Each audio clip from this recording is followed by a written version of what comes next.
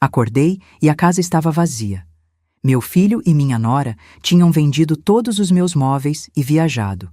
Ela merece Paris, mãe, ele disse. Eu apenas sorri. 15 dias depois, eles voltaram. Eu tinha preparado um presente muito maior para ela. Quando ela viu, desmaiou na hora. Meu nome é Helena. Tenho 68 anos. E aquela manhã de terça-feira começou como todas as outras nos últimos meses, com o silêncio pesado de quem vive na própria casa, mas se sente invisível nela. Abri os olhos devagar. A luz do sol entrava pela fresta da cortina do meu quarto, o único cômodo que ainda parecia meu. Estranhei não ouvir o barulho da cafeteira, nem o som irritante da televisão que Valentina deixava no último volume todas as manhãs. Nada, só silêncio. Um silêncio que gelou minha espinha. Levantei da cama com aquele peso nas costas que só quem passou dos 60 conhece. Calcei as pantufas gastas e caminhei até a porta do quarto. Abri devagar. O corredor estava escuro, esquisito. Normalmente Valentina já estava acordada, enchendo a casa com aquele perfume enjoativo dela e deixando suas coisas espalhadas por todo lado. Mas nada. Silêncio absoluto. Fui até a sala, e foi ali que meu coração despencou. A sala estava vazia, completamente vazia. O sofá onde meu falecido marido, Antônio, costumava sentar para ler jornal aos domingos, sumiu. A estante de jacarandá que herdei da minha avó, cheia de livros e fotos de família, sumiu. O tapete persa que compramos juntos em uma viagem a São Paulo há 30 anos, sumiu. Até o quadro da última ceia que sempre esteve pendurado na parede principal, sumiu. Minha respiração ficou presa na garganta. Corri para a cozinha, vazia. A mesa de madeira maciça onde criei meu filho Marcelo, onde ele fez lição de casa, onde comemoramos aniversários, sumiu. As cadeiras, o armário antigo, até os utensílios que estavam sobre a pia, tudo sumido. Meu peito começou a doer. Fui para a sala de jantar, o aparador de mogno, a cristaleira com as taças de cristal que ganhei no meu casamento, as cortinas de renda que bordei à mão, tudo, absolutamente tudo, sumido. Minhas pernas tremeram. Segurei na parede para não cair. Foi quando vi, em cima do parapeito da janela, a única coisa que restou naquela casa devastada, um pedaço de papel dobrado. Peguei com as mãos trêmulas. Abri. A letra era do Marcelo, meu filho, meu único filho. Mãe, precisávamos do dinheiro. A Valentina sempre sonhou em conhecer Paris. Ela merece. Vendemos os móveis. Não se preocupe, eram coisas velhas mesmo. Voltamos em 15 dias. Beijos. Li aquilo uma vez, 2, 3. Meu corpo inteiro começou a tremer. Não eram coisas velhas, era minha vida. Era a memória do homem que amei por 40 anos. Era o legado da minha avó. Era o piano de cauda que Antônio tocava nas noites de inverno. Era tudo que eu tinha de concreto do passado que construí. E eles venderam. Assim. Como quem se desfaz de lixo, para pagar uma viagem a Paris. Sentei no chão frio daquela sala vazia e pela primeira vez em muito tempo chorei sem conseguir parar. Mas entre as lágrimas, algo começou a crescer dentro de mim. Algo que eu não sentia há anos. Raiva. Raiva pura, gelada, calculada. Porque naquele momento, olhando para aquelas paredes nuas, eu entendi uma coisa. Eles não tinham me roubado apenas os móveis. Eles tinham roubado meu respeito, minha dignidade, minha voz. E eu ia recuperar tudo isso. Mas não do jeito que eles esperavam. Se você quer saber como essa história termina, se inscreva no canal e ative o sininho. Porque o que aconteceu depois, ninguém esperava, nem eles. 2 anos antes daquele dia horrível, eu ainda acreditava que tinha uma família de verdade. Foi num domingo de churrasco, na casa do meu compadre Reinaldo, que Marcelo apareceu pela primeira vez com ela. Valentina. Nome bonito, eu pensei na hora. Ela usava um vestido florido rodado, sapatos de salto fino, cabelo escovado caindo nos ombros, sorriso largo, muito largo. Mãe, essa é a Valentina, a mulher da minha vida, Marcelo disse, com aquele brilho nos olhos que eu não via desde que ele era adolescente. Ela me abraçou apertado, daquele jeito exagerado. Dona Helena, Marcelo fala tanto da senhora, que honra conhecer a mãe desse homem maravilhoso. Calorosa demais, atenciosa demais, perfeita demais. Mas eu quis acreditar. Porque mãe sempre quer acreditar no melhor, não é mesmo? Antônio tinha falecido 3 anos antes, de infarto. A casa estava grande demais, silenciosa demais. Ver meu filho feliz de novo parecia ser tudo o que eu precisava. Os primeiros meses foram um conto de fadas. Valentina vinha me visitar toda semana, trazia bolo, me ajudava a arrumar o jardim, assistia a novela comigo. A senhora é a mãe que eu nunca tive, dona Helena, ela dizia segurando minha mão. Marcelo estava radiante. Ganhava bem como gerente de vendas numa empresa de autopeças, mas vivia dizendo que queria dar uma vida melhor para Valentina. Casaram 6 meses depois, numa cerimônia simples no civil. Eu paguei o almoço da festa, 15 mil reais. Não reclamei, era meu filho. Aí começaram os pedidos. Primeiro foi sutil. Dona Helena, a gente está pagando aluguel, mas é um sacrifício todo mês. A senhora não acha que seria mais fácil se a gente morasse aqui? Só até a gente juntar uma grana. Minha casa tinha 4 quartos. Eu dormia num. 2 estavam fechados desde que Antônio morreu. Parecia fazer sentido. Claro, meu filho, a casa é grande. Venham. Esse foi meu primeiro erro. Eles chegaram com 3 malas. Uma semana depois, eram 10 caixas. Um mês depois, a casa tinha mais coisas deles do que minhas. Valentina começou a organizar os ambientes. Dona Helena, esse sofá tá muito velho, né? Que tal a gente colocar ele no quartinho dos fundos e comprar um mais moderno para a sala? Eu hesitei. Aquele sofá era onde Antônio e eu assistíamos filmes aos sábados, mas Valentina sorria tanto, insistia com tanta doçura. É só para dar uma renovada, sogra. A senhora merece uma casa mais bonita. Aceitei. E o sofá foi pro canto. Depois foi a mesa da cozinha. Muito grande, ocupa espaço. Trocaram por uma menor. Depois as cortinas. Cor antiga, dona Helena. Vamos modernizar? Depois os quadros. Pesado demais para a parede. Cada peça minha sendo empurrada, escondida, substituída. E eu? Eu deixava. Porque não queria ser a sogra chata, a mãe intrometida, a velha teimosa. Até que um dia entrei na sala e não reconheci mais nada. Marcelo trabalhava cada vez mais. Saía cedo, voltava tarde. Quando eu tentava conversar com ele sobre as mudanças, ele suspirava, cansado. Mãe, a Valentina só quer ajudar. Você precisa entender que ela tem gosto moderno. Relaxa. Relaxar. Era sempre isso, relaxar.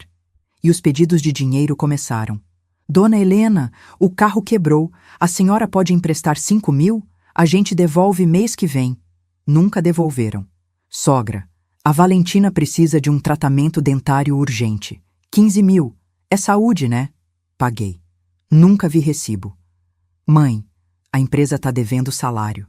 Você pode ajudar com 10 mil para a gente não passar aperto? Ajudei. Sempre ajudei. No total, ao longo daqueles 2 anos, emprestei 35 mil reais que nunca voltaram.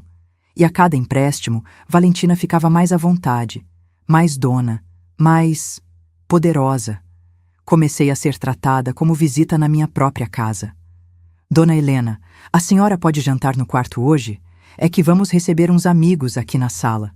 Ou, sogra, não mexa nas minhas coisas na cozinha, por favor. Meu quarto virou meu único território. O resto da casa pertencia a eles, até que chegou aquele pedido. O último. Mãe, Marcelo disse, sério, sentado na minha cama. Valentina estava na porta, de braços cruzados, observando. A gente precisa de uma grana. É importante, para investir num negócio. Quanto? Perguntei cansada. 20 mil. Engoli seco. Marcelo, eu já emprestei muito. Vocês não devolveram nada ainda. Valentina suspirou alto. Marcelo desviou o olhar. Mãe, a gente sempre cuidou da senhora. A gente mora aqui, ajuda nas contas. Ajudava nas contas?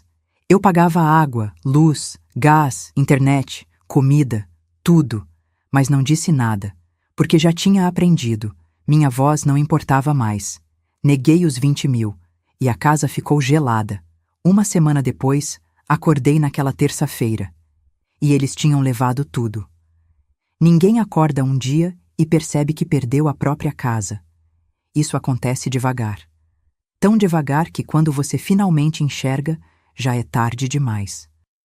Nos primeiros 3 meses depois que Marcelo e Valentina se mudaram para minha casa, eu ainda me sentia em casa. Tomava café na cozinha, assistia televisão na sala, regava minhas plantas no jardim. A vida seguia.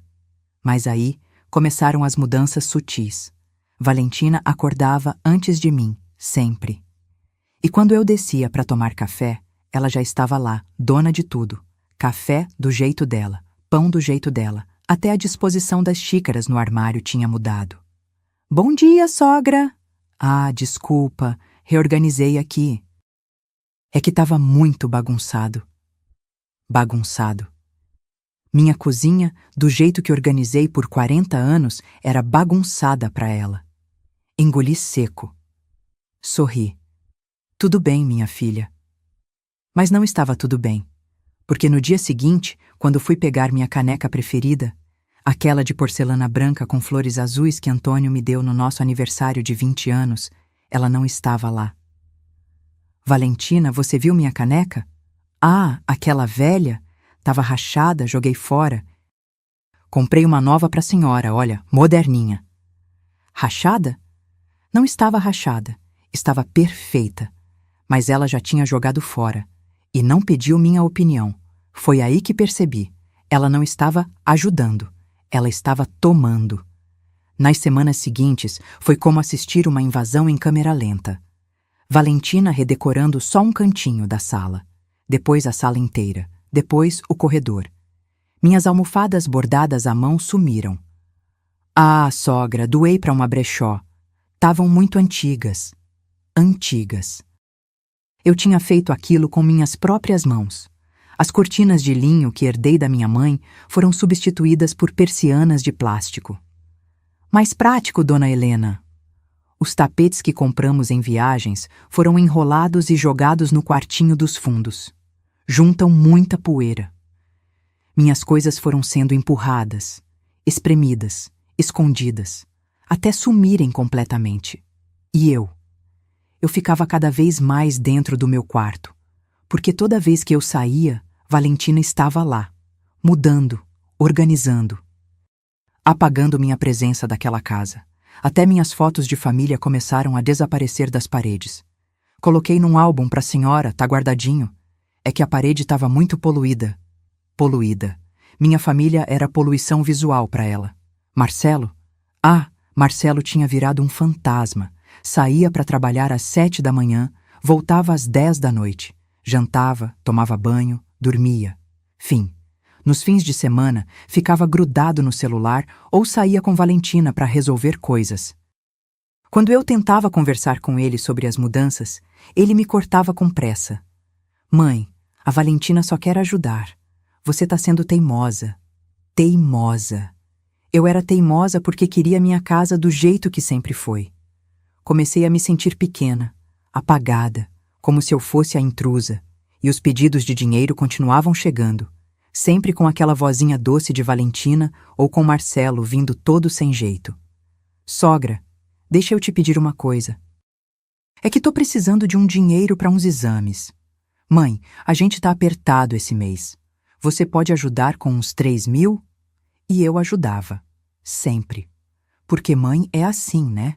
A gente sempre acha que tá ajudando o filho. Mas depois dos 35.000 emprestados e nunca devolvidos, percebi a verdade. Eu não estava ajudando. Estava sendo usada. Foi numa sexta-feira à noite que tudo ficou claro. Eu estava no meu quarto, lendo. Ouvi risadas vindas da sala. Valentina estava ao telefone com alguém. Deixei a porta entreaberta, sem querer espiar, mas a voz dela era alta demais. Não, filha, tá tudo no caminho certo. A velha é mole, dá tudo o que a gente pede. Ah, a casa? Praticamente já é nossa. Ela só dorme num quarto, o resto é tudo comandado por mim. Não, ela não vai fazer nada. É daquelas velhinhas que têm medo de ficar sozinha, entende? Marcelo é tudo para ela. Ela não vai arriscar perder o filho. Meu sangue gelou. Ouvi tudo, cada palavra, cada risada. E naquele momento, com as mãos tremendo segurando o livro, entendi que eu não era mais a dona daquela casa. Não era mais mãe respeitada. Não era mais nada. Eu era a velha mole que atrapalhava os planos deles. Fechei a porta devagar. Sentei na cama. Respirei fundo. E pela primeira vez em meses, senti algo diferente de tristeza. Senti vergonha. Vergonha de mim mesma. Por ter deixado chegar até ali. Por ter aceitado cada humilhação calada. Por ter acreditado que amor de mãe significava aceitar qualquer coisa. Mas junto com a vergonha, veio uma centelha de algo mais forte. Dignidade. Eu não ia mais ser a velha mole. Ainda não sabia como, mas ia reagir. Só precisava do empurrão certo. E ele veio 3 semanas depois, numa terça-feira de manhã, quando acordei e a casa estava vazia. Aquela terça-feira começou com um silêncio que parecia gritar. Não foi só a ausência de barulho, foi a ausência de vida.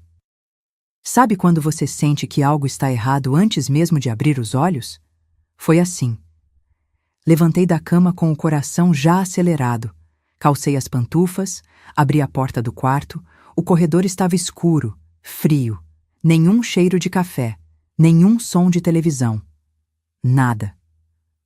Marcelo? Chamei. Silêncio. Valentina? Nada. Caminhei até a sala, e ali, naquele momento, meu mundo desabou. Vazio, completamente vazio.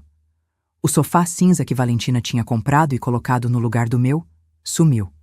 A estante de jacarandá da minha avó, que ela tinha reorganizado, sumiu.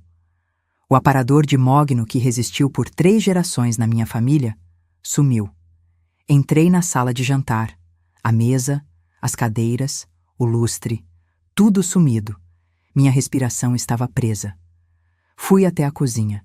Os armários estavam abertos, vazios. Até os eletrodomésticos tinham ido embora. Geladeira, fogão, micro-ondas, liquidificador. Foi quando olhei para o canto perto da janela e vi algo que fez minhas pernas fraquejarem.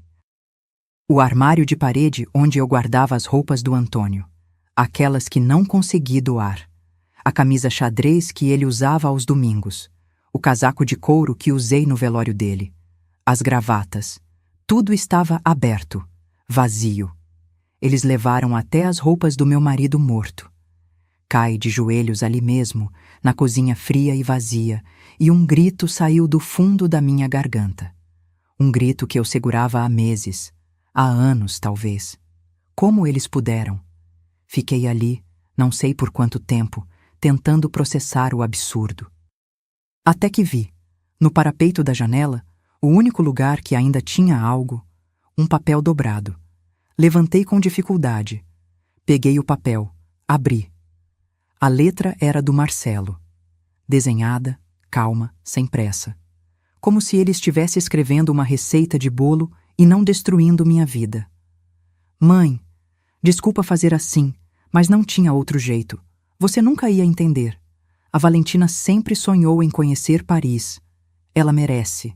Merece viver coisas bonitas. Eu quero dar isso para ela. Vendemos os móveis. Conseguimos um bom preço. 180 mil dólares. Dá para fazer uma viagem incrível e ainda sobra pra gente investir. Não fica chateada. Eram coisas velhas mesmo, mãe. Você não precisa de tudo isso. A casa tá grande demais pra senhora. Quando a gente voltar, em uns 15 dias, a gente conversa sobre o futuro. Beijos, Marcelo. Li uma vez, 2, 3, 10. Cada palavra era uma facada. Coisas velhas. O piano de cauda que Antônio tocava nas noites frias. Onde ele me ensinou a tocar Aquarela do Brasil enquanto ríamos da minha falta de jeito. Velho. A cristaleira com as taças de cristal do nosso casamento, onde guardei cada lembrança de 40 anos juntos. Velha.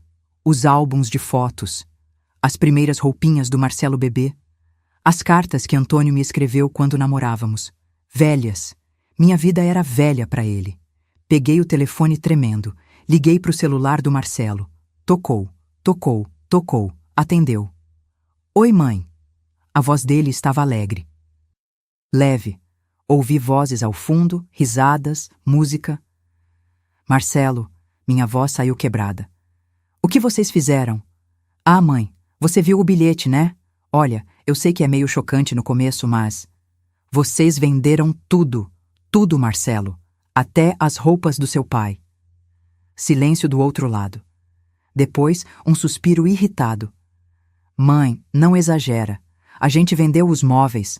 Móveis, mãe. Não é o fim do mundo. A senhora ainda tem a casa, tem seu quarto, tem onde dormir. Vocês não pediram minha permissão, não me avisaram. Marcelo, aquilo era minha vida. Era coisa velha, mãe, coisa que só junta pó. A Valentina tinha razão. A senhora tá presa no passado. A gente precisava desse dinheiro. E olha... Ele baixou a voz, como se estivesse falando com uma criança teimosa. A Valentina merece isso. Ela merece Paris. Ela merece coisa boa. Eu nunca pude dar nada para ela antes. E eu? Eu não mereço respeito? Outro silêncio. Mãe, para de drama. A gente volta em 2 semanas. Conversa quando eu voltar, tá? E desligou. Desligou na minha cara. Fiquei ali parada, segurando o telefone, olhando para aquela casa vazia, para as paredes nuas, para o chão frio. E algo dentro de mim quebrou. Não foi tristeza, não foi desespero, foi raiva, pura, gelada, profunda. Porque naquele momento eu entendi a verdade. Eles não me roubaram móveis, eles roubaram minha dignidade, minha história, meu direito de existir. E ainda achavam que eu ia aceitar calada. Que ia esperar eles voltarem de Paris, bronzeados e felizes, para conversar sobre o futuro. O futuro deles, nunca o meu. Sentei no chão vazio da sala, encostei a cabeça na parede, fechei os olhos e pensei, não vai ser assim. Marcelo achou que eu ia ficar aqui, chorando, esperando. Valentina achou que eu era a velha mole que se deixa pisar. Mas eles erraram, porque eu tinha 15 dias. 15 dias para mostrar para eles quem eu realmente era. E quando eles voltassem... quando eles voltassem... A casa vazia não seria mais o meu problema. Seria o deles. Passei o resto daquela terça-feira sentada no chão frio da sala vazia. Não chorei mais. As lágrimas tinham secado, mas o vazio dentro do peito continuava. Olhava para as paredes nuas e tentava entender. Como deixei chegar até aqui? Quando o sol começou a se pôr, levantei com dificuldade. As pernas doíam, o corpo todo doía. Entrei no banheiro, lavei o rosto, olhei no espelho. A mulher que me encarava de volta parecia ter envelhecido 10 anos numa noite. Peguei o telefone de novo. Precisava fazer algo. Não podia ficar parada. Liguei para a polícia.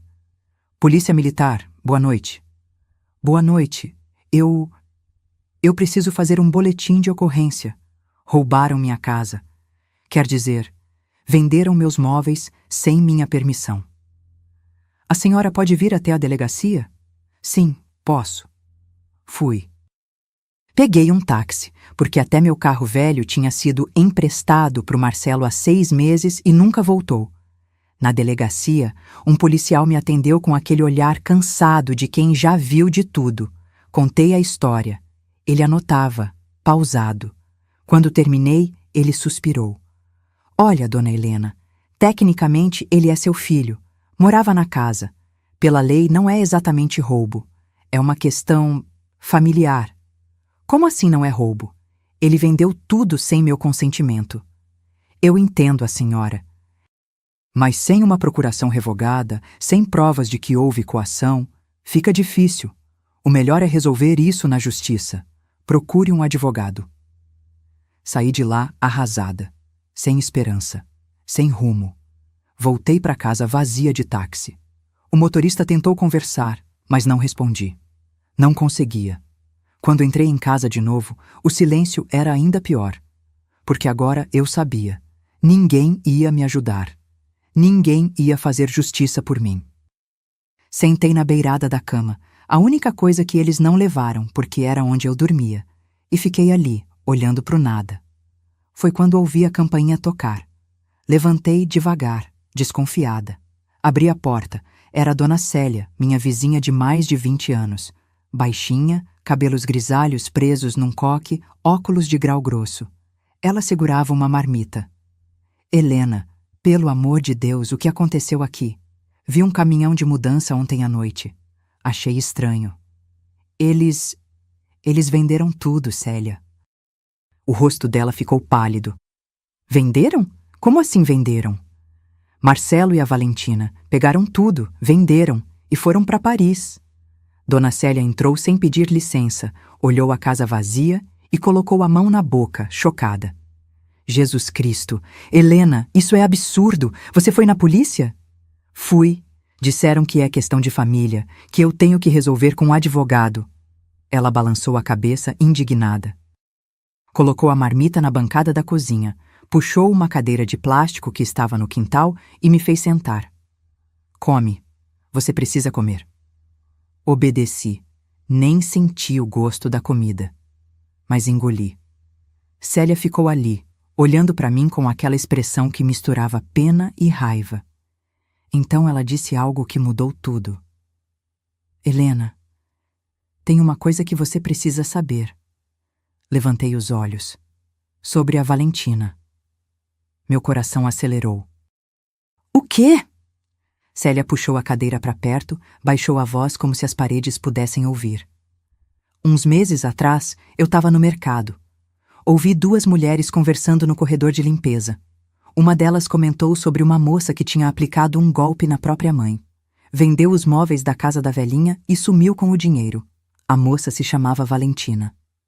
Meu sangue gelou. Eu não botei fé na hora.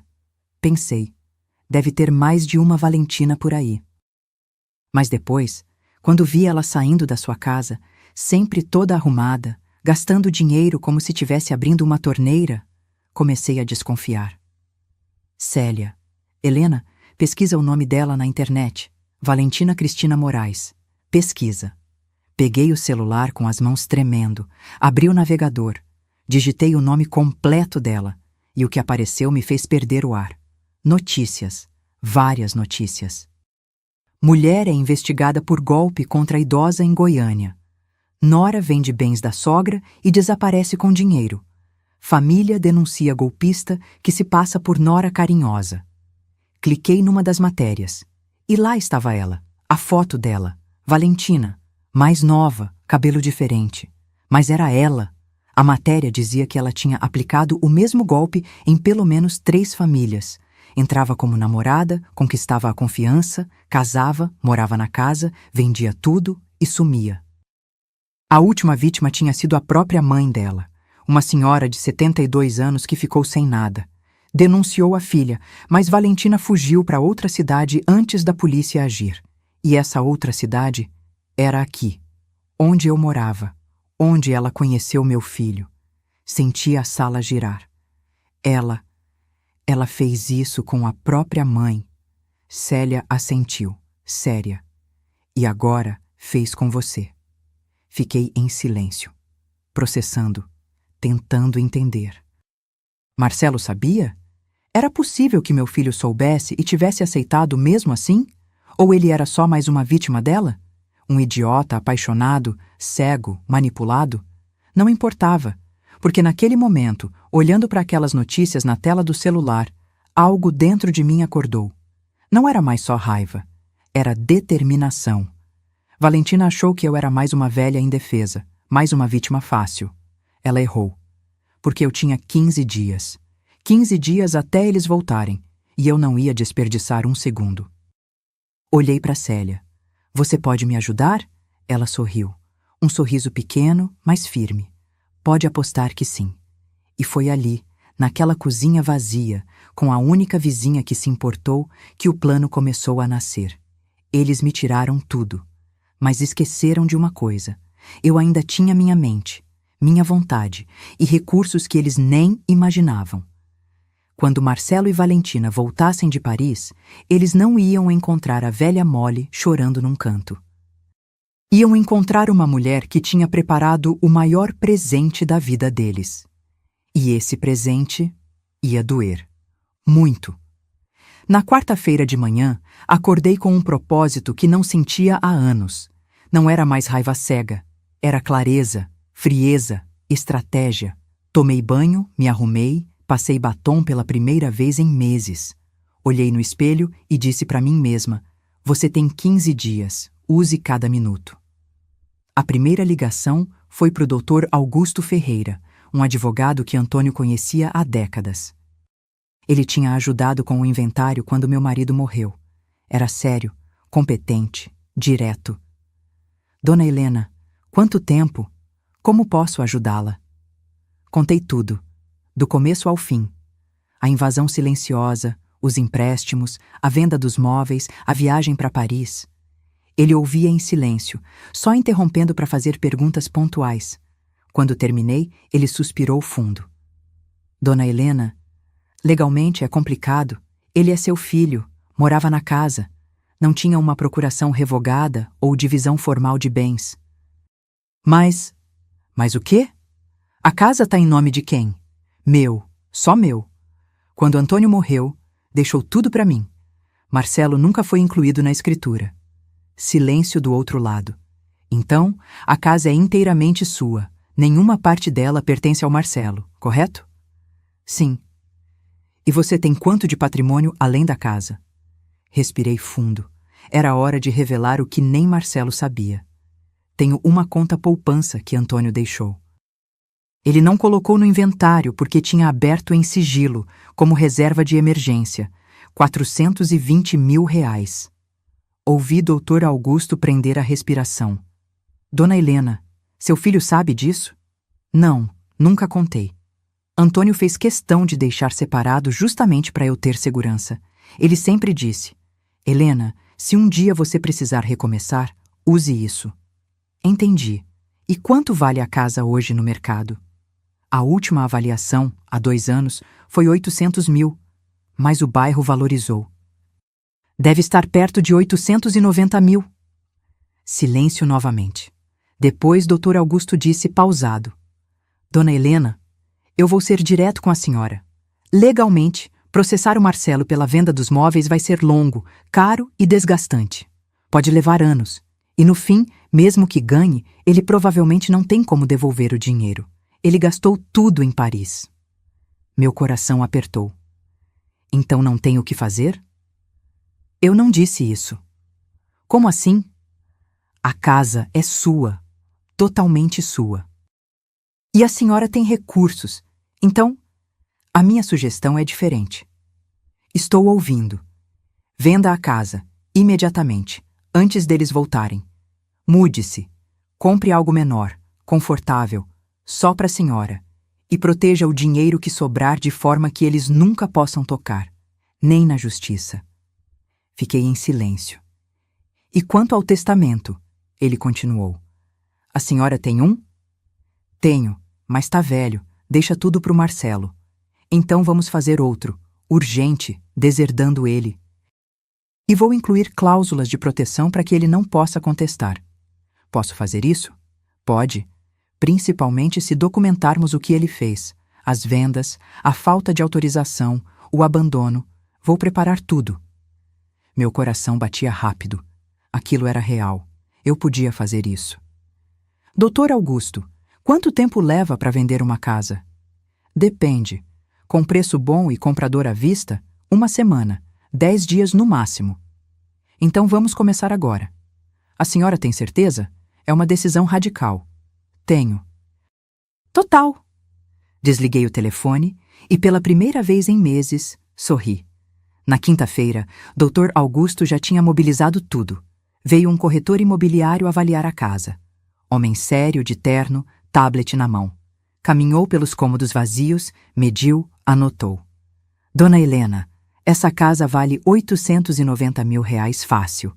Se colocar por 850, fecha em uma semana. Então coloca por 850 e fecha rápido. Ele sorriu. Vou colocar à venda hoje mesmo. No sábado, 3 famílias já tinham vindo visitar. Na segunda-feira seguinte, uma delas fez proposta. 890 mil. À vista. Aceitei na hora. Enquanto isso, o Dr. Augusto preparava o Novo Testamento. Cláusulas blindadas. Marcelo ficava oficialmente deserdado, com justificativas documentadas. Abandono material, venda não autorizada de bens, apropriação indébita. Mas, Dona Helena, ele disse, para isso ter peso total, a senhora precisa provar tudo. Tem como conseguir provas? Tenho, eu disse, segura, porque Célia tinha me dado uma ideia. Sentei com ela na cozinha vazia naquela terça à noite. Ela trouxe o notebook velho dela. Helena, a Valentina tem redes sociais? Tem, Facebook e Instagram. Então vamos lá. Abrimos o perfil dela, e o que vimos foi revoltante. Fotos, dezenas de fotos em Paris. Ela na Torre Eiffel, ele no Arco do Triunfo. Jantares chiques, compras em lojas de grife, stories diários. E a legenda de uma delas dizia: finalmente realizando meus sonhos. Depois de tanto sacrifício, a vida tá me recompensando. Paris, te amo. Sacrifício. Ela chamou roubar minha casa de sacrifício. Captura tudo, Célia disse. Print de cada foto, cada legenda, cada data. Fizemos isso. Criamos uma pasta digital completa. Depois, Célia me mostrou as notícias antigas sobre Valentina. Imprimimos tudo. Boletins de ocorrência de outras vítimas, relatos, fotos. Isso aqui é ouro, Helena. Prova que ela é reincidente. Dr. Augusto recebeu tudo, montou um dossiê e registrou um boletim de ocorrência formal contra Valentina e Marcelo. Apropriação indébita, estelionato familiar, dano moral. Não vai prender eles na hora, ele disse, mas vai pesar. Muito. Na sexta-feira da segunda semana, a casa foi vendida. 890 mil depositados na minha conta. Comprei um apartamento no bairro vizinho. Menor, 2 quartos. Sacada com vista para o parque. Moderno, confortável. Nosso. Quer dizer, meu. Custou 380 mil. Sobrou 510 mil. Somados aos 420 mil da poupança, eu tinha 930 mil. Dr. Augusto me ajudou a investir tudo de forma blindada. Aplicações em meu nome, com cláusulas que impediam qualquer tentativa de penhora ou divisão forçada. Nem se ele processar por abandono afetivo, consegue tocar nisso, Dr. Augusto garantiu. Nos últimos 3 dias antes deles voltarem, me mudei. Móveis novos. Simples, mas bonitos. Sofá de linho bege, mesa de janela redonda, prateleiras cheias de livros novos, quadros que eu escolhi, tudo novo, tudo meu. Célia me ajudou a organizar tudo e no último dia ela preparou um presente especial para Valentina.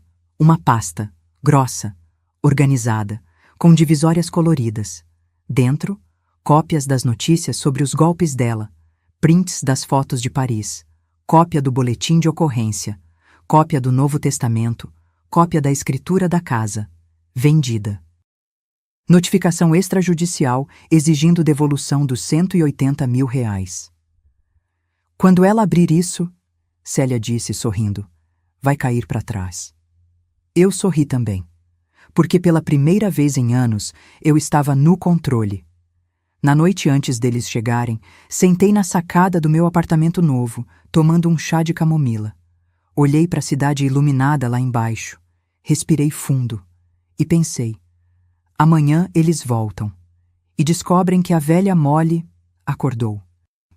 Os últimos dias antes deles voltarem foram os mais intensos da minha vida. Não dormi direito, não pela angústia, mas pela adrenalina. Cada detalhe precisava estar perfeito, cada peça no lugar certo, porque quando Marcelo e Valentina descessem daquele avião, bronzeados e felizes, achando que iam voltar para casa e me encontrar chorando num canto. Iam levar o choque das suas vidas. Na segunda-feira, uma semana antes deles voltarem, finalizei a compra do apartamento.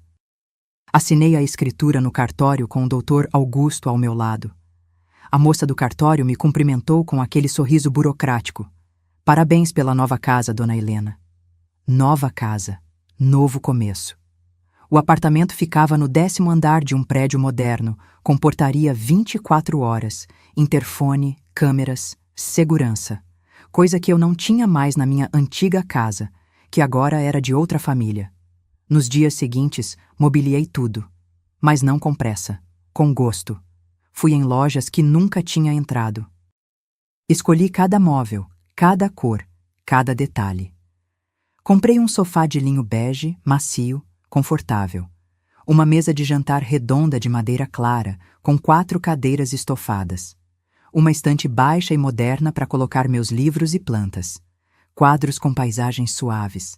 Cortinas de voio branco que deixavam a luz entrar. Tudo novo. Tudo escolhido por mim. Pela primeira vez em anos, aquele espaço era completamente meu, sem concessões. Sem aceitar o gosto de ninguém. Sem ser empurrada para o canto. Célia ia comigo em cada compra. Helena, isso aqui tá ficando lindo. Você tá parecendo outra mulher. E eu estava. Me sentia outra. Até comprei roupas novas, nada extravagante, mas calças boas, blusas de qualidade, um sapato confortável. Fui no salão, cortei o cabelo, pintei as unhas. Me olhei no espelho e quase não me reconheci. A mulher que me encarava de volta tinha postura, tinha brilho nos olhos. Não era mais a velha Molly. Na quarta-feira, Dr. Augusto me ligou. Dona Helena, o Novo Testamento tá pronto. Pode vir assinar. Fui até o escritório dele. Um prédio antigo no centro, com aquele cheiro de papel velho e café forte. Ele me recebeu na sala dele, cheia de processos empilhados e uma estante enorme de livros jurídicos. Colocou o documento na minha frente.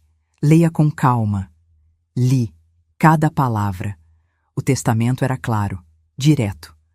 Marcelo estava oficialmente deserdado, não por capricho, mas por justificativas legais sólidas, abandono material, apropriação indébita de bens, conduta que violou laços de confiança familiar. Todo o meu patrimônio seria dividido entre 3 instituições de caridade que eu escolhi. Um lar de idosos, uma ONG que ajudava mulheres vítimas de violência doméstica e uma escola pública da periferia. Marcelo não receberia 1 centavo. E Valentina, menos ainda. Tem certeza, dona Helena? Doutor. Augusto perguntou, com aquele olhar sério de quem conhece o peso dessas decisões. Tenho. Total. Assinei. 2 testemunhas assinaram também. Tudo registrado em cartório, autenticado, blindado. Saí de lá com uma sensação estranha no peito. Não era tristeza. Era alívio. Como se um peso gigante tivesse saído dos meus ombros. Na sexta-feira, faltando 3 dias para eles voltarem, Célia e eu preparamos o presente. Sentamos na mesa da minha cozinha nova, cheirando a móveis novos e tinta fresca, com pilhas de documentos ao redor. Vamos organizar isso como se fosse um processo judicial, Célia disse, ajeitando os óculos. Ela tinha sido secretária de um escritório de advocacia por 30 anos. Sabia exatamente o que fazer. Compramos uma pasta executiva preta, daquelas grossas, com divisórias coloridas e elástico para fechar. Na primeira divisória, colocamos os prints do Instagram e Facebook da Valentina. Todas as fotos de Paris, as legendas exibidas, as selfies em restaurantes caros, as sacolas de compras de grife. Na segunda divisória, as notícias antigas sobre ela, os golpes anteriores, os boletins de ocorrência de outras vítimas, a matéria sobre o que ela fez com a própria mãe. Na terceira, cópia do boletim de ocorrência que registrei contra eles, crime de apropriação indébita, dano moral, estelionato familiar. Na quarta, a notificação extrajudicial, documento formal assinado pelo doutor. Augusto, exigindo a devolução dos R$ 180 mil que conseguiram com a venda dos meus móveis, com prazo de 15 dias, juros, correção, tudo. Na quinta divisória, cópia da escritura da casa antiga, com um carimbo enorme em vermelho escrito, vendida. E na última divisória, a cereja do bolo, cópia do Novo Testamento, com as cláusulas de deserdação, e uma carta, manuscrita, por mim. Marcelo, você me ensinou que coisas velhas não têm valor. Então me desfiz de tudo que era velho na minha vida, inclusive da ideia de que você ainda era meu filho. A casa foi vendida. O dinheiro está investido e protegido de forma que você nunca poderá tocar. Você está oficialmente deserdado, não por vingança, mas por justiça. Espero que Paris tenha valido a pena. Mãe, quando terminamos de montar a pasta, ficamos olhando para aquilo em silêncio. Célia quebrou o silêncio. Helena, quando ela ver isso, vai desmaiar. Eu sorri. Eu sei. No sábado, 2 dias antes deles chegarem, fiz a mudança final. Liguei para a empresa de telefonia e cancelei a linha fixa da casa antiga. Mudei meu número de celular. Bloqueei Marcelo e Valentina em todas as redes sociais. Dr. Augusto tinha sugerido: Dona Helena, corte todos os laços de comunicação direta. Eles só vão poder falar com a senhora através do meu escritório. Isso dá poder para a senhora. Poder. Algo que eu não tinha há muito tempo. Também tirei meu nome da lista de contatos de emergência do Marcelo em todos os lugares. Banco, plano de saúde, tudo. No domingo, um dia antes deles voltarem, sentei na sacada do meu apartamento ao entardecer. Tomei um café quentinho, enrolada num chale novo que comprei. Olhei para a cidade, o céu alaranjado do pôr do sol, os prédios iluminados, o som distante dos carros, e pensei em Antônio. Amor. Falei baixinho, como se ele pudesse me ouvir. Você sempre disse que eu era mais forte do que imaginava. Acho que finalmente acreditei nisso. O vento balançou as cortinas, e por um instante senti que ele estava ali, orgulhoso. Na segunda-feira de manhã, o dia que eles voltariam, acordei cedo. Me arrumei. Vesti uma blusa branca, calça jeans escura, sapato baixo confortável. Passei batom, prendi o cabelo, olhei no espelho e sorri. Hoje é o dia, disse para mim mesma. Peguei a pasta preta, pesada, cheia de verdades. Coloquei na bolsa. E esperei, porque eu sabia que, a qualquer momento, meu telefone tocaria. Ou Marcelo apareceria na porta da casa antiga, ou tentaria me ligar desesperado, e quando isso acontecesse... quando isso acontecesse, eles iam descobrir que a velha que deixaram para trás não existia mais. No lugar dela, tinha uma mulher que recuperou sua dignidade. E essa mulher não perdoava, não esquecia. Essa mulher fazia justiça. A ligação chegou às 3:30 da tarde daquela segunda-feira. Eu estava na sacada do apartamento tomando um chá de erva doce quando o celular vibrou. Número desconhecido. Atendi. Alô? Mãe! Mãe! Pelo amor de Deus! Atende! Era Marcelo. A voz dele estava desesperada, aguda, quebrada. Ouvi barulho de vento, carros, buzinas ao fundo. Ele estava na rua. Estou ouvindo, Marcelo. Mãe, o que está acontecendo? A gente chegou na casa e... Tem gente morando lá. Uma família estranha abriu a porta. Eles disseram que compraram a casa. Isso é loucura, né? Alguém invadiu, mãe. Liga pra polícia. Respirei fundo. Contei até 3. Ninguém invadiu, Marcelo. Eu vendi a casa. Silêncio do outro lado. Um silêncio tão pesado que quase consegui ouvir o mundo dele desabando. O quê? Eu disse. Eu vendi a casa. R$ 890 mil. À vista. Negócio fechado há 1 semana. Você não pode ter feito isso. Aquela casa é nossa, é da família. Minha voz saiu gelada, firme. Era minha, Marcelo. Só minha. Você nunca foi incluído na escritura. E família? Família não vende os móveis da própria mãe para viajar para Paris. Ouvi a respiração dele acelerar. Depois, a voz da Valentina ao fundo, histérica. O quê? O que ela fez? Marcelo estava em pânico. Mãe, espera, espera. A gente pode conversar. Foi um erro, tá? A gente não pensou direito, mas você não pode vender a casa. Onde a gente vai morar? Isso não é mais problema meu. Como assim não é seu problema? Eu sou seu filho. E eu era sua mãe, mas você me tratou como lixo. Valentina arrancou o telefone dele. A voz dela entrou na ligação, gritando. Dona Helena, a senhora tá louca. A senhora não pode fazer isso com a gente. A gente tem direitos. Direitos? Respondi, com uma calma que até me assustou. Vocês têm direito de devolver os 180 mil reais que roubaram de mim. O resto não tem direito a nada. A senhora vai se arrepender disso. A gente vai processar. A gente vai... Desliguei. Bloqueei o número. Minha mão não tremeu. Meu coração não acelerou. Eu estava em paz. 15 minutos depois, a campainha do apartamento tocou. Olhei pelo olho mágico. Era eles. Marcelo, de mochila nas costas, rosto vermelho de tanto chorar ou gritar, não sei. Valentina ao lado, de óculos escuros enormes, batom borrado, expressão furiosa. Abri a porta, mas deixei a corrente de segurança presa. Mãe, pelo amor de Deus, deixa a gente entrar. A gente precisa conversar. Não tem nada para conversar, Marcelo. Valentina empurrou ele de lado.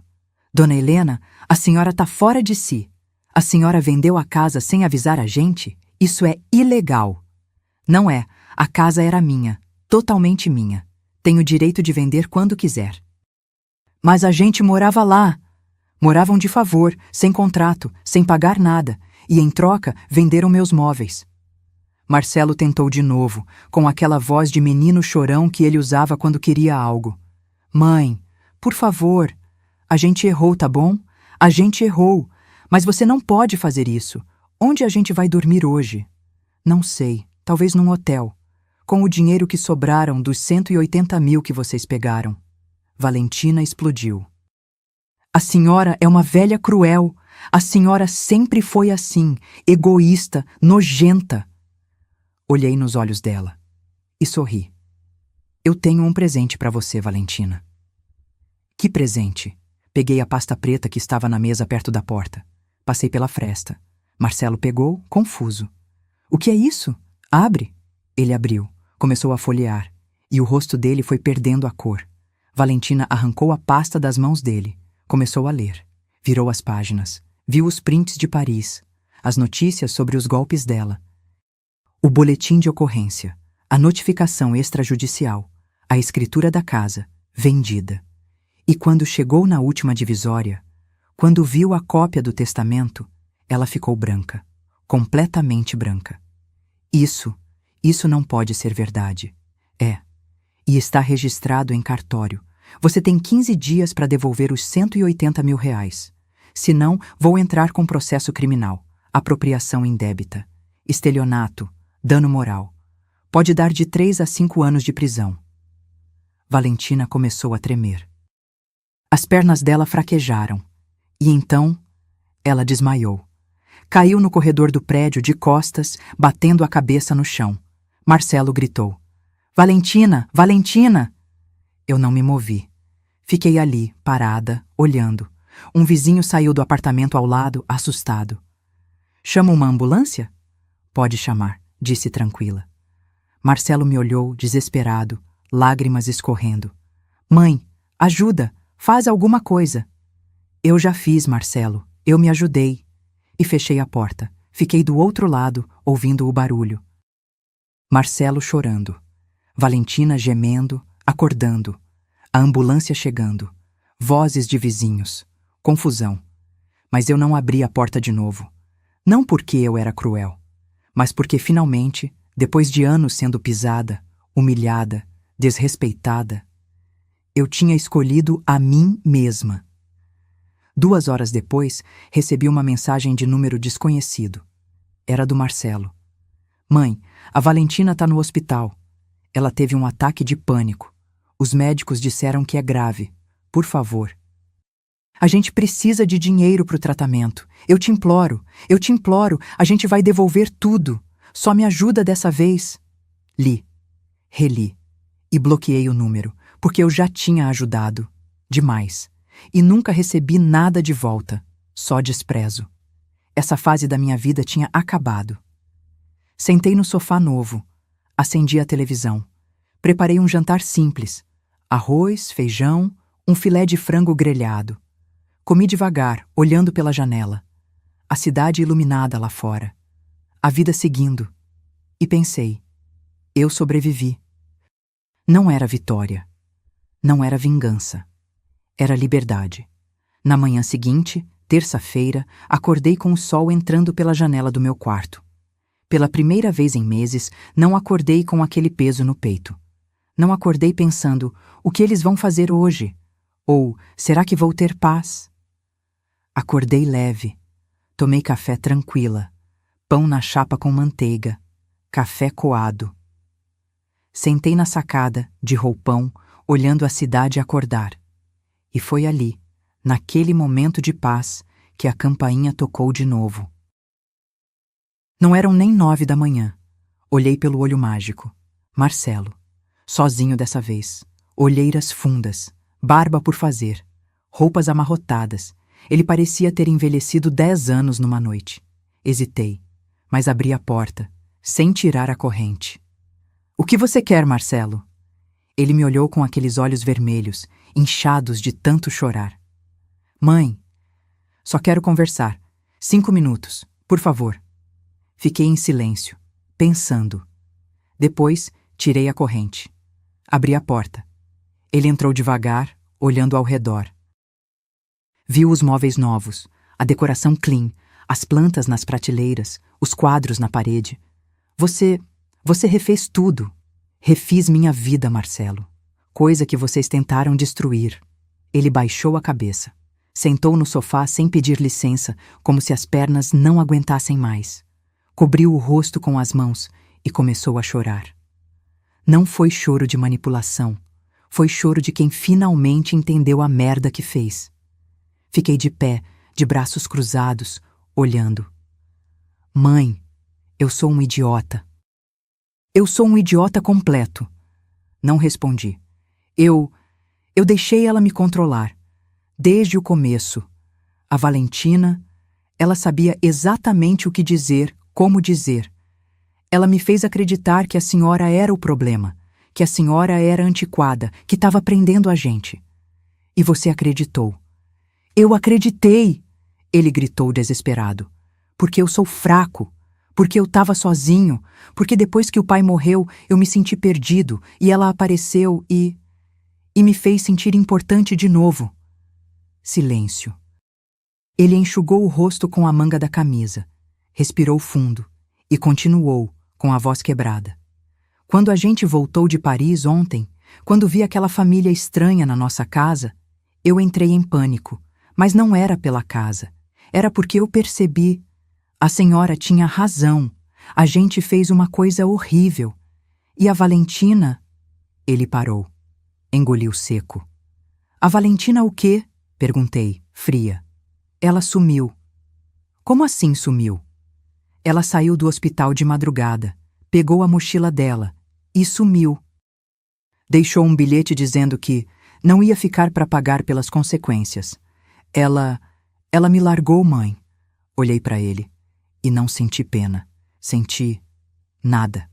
Então, você finalmente entendeu quem ela era. Marcelo assentiu, chorando. Eu li aquela pasta que a senhora deu.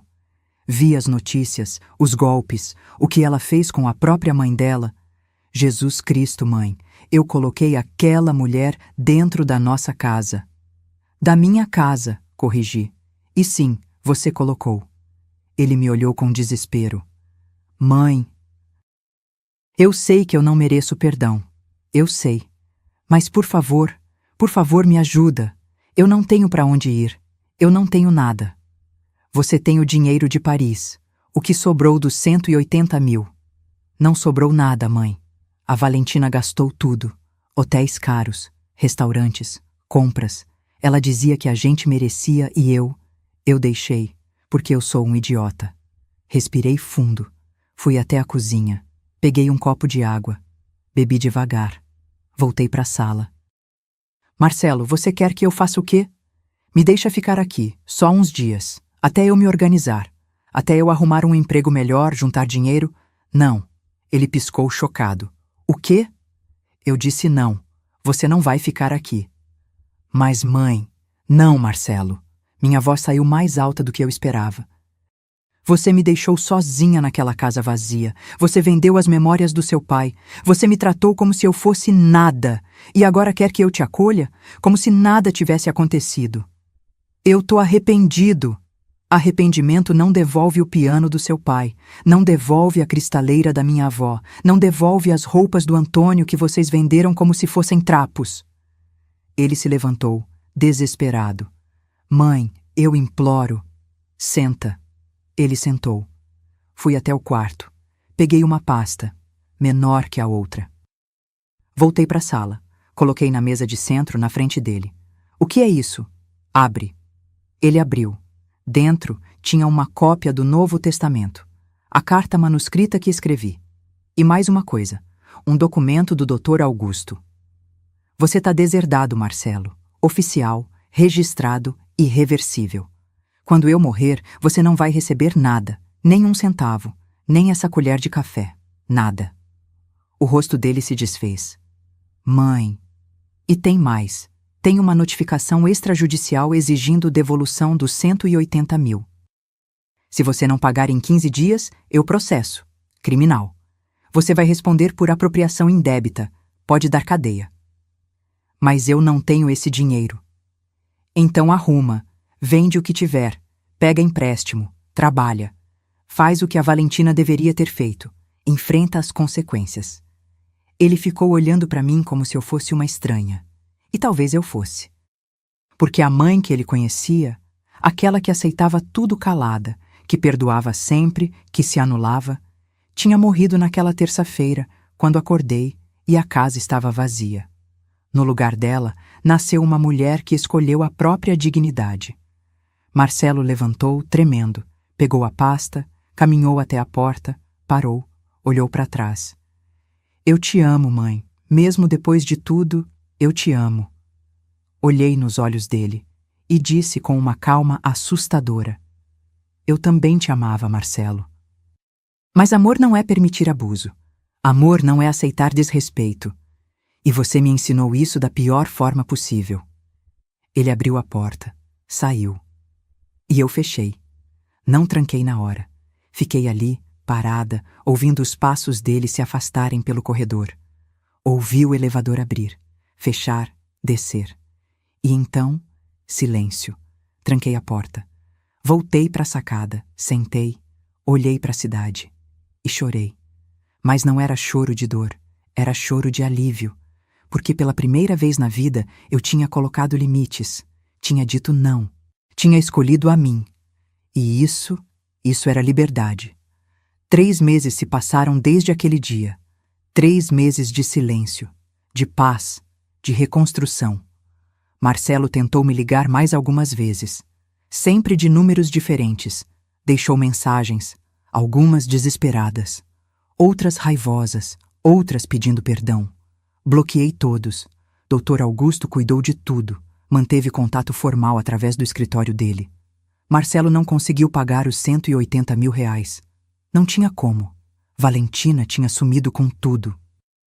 Entramos com o processo criminal. Ele foi indiciado por apropriação indébita. O juiz determinou que ele pagasse em parcelas mensais, sob pena de prisão. R$ 2.500 por mês durante 6 anos. Não era o valor total, mas era justiça. Quanto a Valentina... essa história teve um final que nem eu imaginava. 1 mês depois de tudo, Dr. Augusto me ligou. Dona Helena, tem novidades sobre a Valentina? O quê? A polícia de Goiânia prendeu ela. Tentou aplicar o mesmo golpe em outra família, mas dessa vez a vítima conhecia o histórico dela. Denunciou na hora. Ela foi pega em flagrante. Meu coração acelerou. E agora? Agora ela vai responder por todos os crimes anteriores, incluindo o que fez com a senhora. Estou juntando seu processo ao da acusação. Ela pode pegar de 5 a 8 anos de prisão. Desliguei o telefone e fiquei olhando para a parede. Valentina, a mulher que entrou na minha casa com sorrisos falsos e planos diabólicos, estava presa. Não foi vingança minha. Foi a própria ganância dela que a destruiu. Justiça poética. A vida seguiu. Devagar, mas seguiu. Comecei a frequentar um grupo de convivência para idosos no centro comunitário perto do prédio. Conheci outras mulheres. Dona Célia ia comigo. Fazíamos artesanato, dançávamos forró, jogávamos dominó. Rimos muito. Descobri que eu tinha uma vida além de ser mãe do Marcelo ou viúva do Antônio. Eu era Helena, e Helena tinha voz. Tinha gosto próprio. Tinha vontade. Fiz amizades de verdade. Mulheres que, como eu, tinham sobrevivido a dores profundas. Algumas tinham perdido maridos. Outras, filhos. Outras tinham sido traídas, abandonadas, desrespeitadas. Mas todas estavam ali, de pé, reconstruindo. E isso me dava força. 6 meses depois daquele dia terrível, recebi uma carta. Era de Marcelo, manuscrita. Em papel de caderno simples, a letra trêmula. Hesitei antes de abrir, mas abri. Mãe, eu sei que não tenho direito de pedir nada. Eu sei que estraguei tudo. Mas preciso que a senhora saiba. Eu aprendi. Estou morando num quarto alugado na periferia. Trabalho como motorista de aplicativo. Pago as parcelas do processo em dia. É pouco, é justo. Acordo todo dia lembrando do que fiz, da dor que causei. E não tem um dia que eu não me arrependa. Não estou pedindo perdão. Não mereço. Só queria que a senhora soubesse que eu finalmente entendi o que o pai tentava me ensinar. Caráter, dignidade, respeito. Aprendi tarde. Aprendi da pior forma. Mas aprendi. Se um dia a senhora quiser conversar, estarei aqui. Mas se não quiser, eu entendo. Seu filho, que não soube ser Marcelo. Dobrei a carta devagar. Coloquei de volta no envelope e guardei numa gaveta. Não respondi. Não liguei. Mas também não joguei fora. Porque parte de mim, aquela parte que foi mãe por 30 e tantos anos, ainda tinha um fio de esperança de que ele realmente tivesse mudado. Mas dessa vez, não era ele quem decidia se teríamos contato de novo. Era eu. E eu ainda não estava pronta. Talvez nunca estivesse. E tudo bem.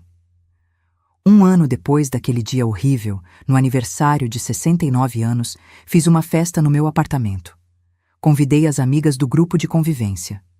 Dona Célia, Dr. Augusto e a esposa dele. Alguns vizinhos do prédio.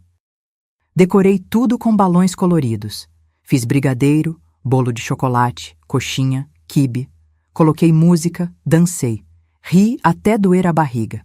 E no final da noite, quando todos foram embora e eu fiquei sozinha na sacada, olhando as estrelas, pensei: eu consegui. Consegui sobreviver à traição.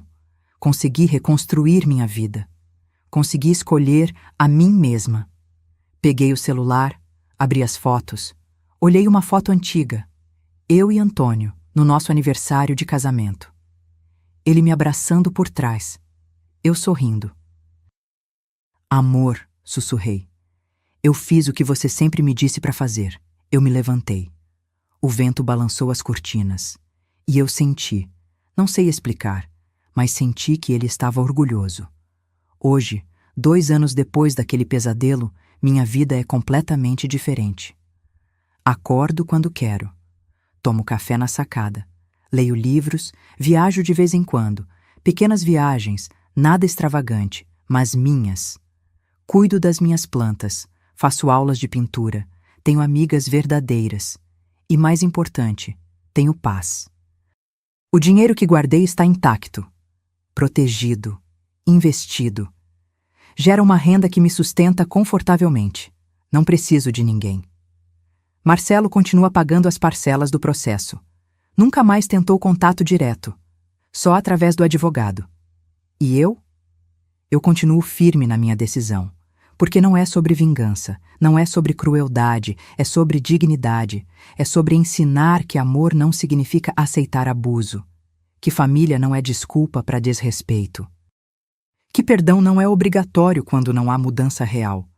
Se você está me ouvindo agora e já passou por algo parecido, se já foi desrespeitada, manipulada, usada por quem deveria te proteger, eu quero que saiba uma coisa: você não é obrigada a aceitar.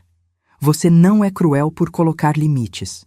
Você não está errada por escolher sua paz.